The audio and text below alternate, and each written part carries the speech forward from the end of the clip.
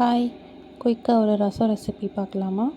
நெல்லிக்காய் சைஸ்க்கு கொஞ்சம் புளி, 2 தக்காளி, 1 ஸ்பூன் மிளகு, 1 ஸ்பூன் சீரகம், 4 பல் பூண்டு, கொஞ்சம் பெருங்காயத்தூள். ஒரு பாத்திரத்தில் தக்காளி, பெருங்காயத்தூள், மஞ்சத்தூள்,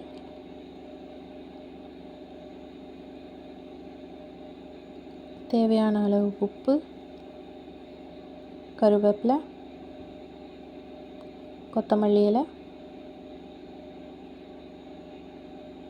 கரைச்சி வச்சுருக்க புளி கரைசல்,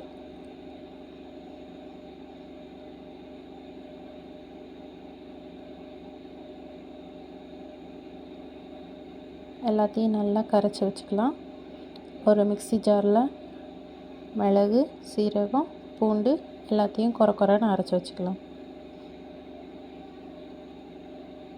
ஒரு கடாயில் 1 ஸ்பூன் நல்லெண்ணெய், கொஞ்சம் கடுகு, காஞ்ச மிளகாய், அரைச்சி வச்சுருக்க மிளகு, சீரகம் எல்லாத்தையும் சேர்த்து நல்லா வதக்கிக்கலாம். கொஞ்சம் கருவேப்பிலை போட்டு வதக்கிக்கலாம்.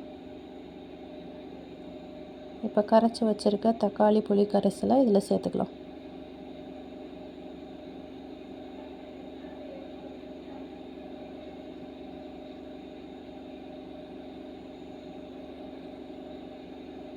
அடுப்பை சிம்மில் வச்சு கொதிக்கிறதுக்கு முன்னாடி இறக்கிடணும்.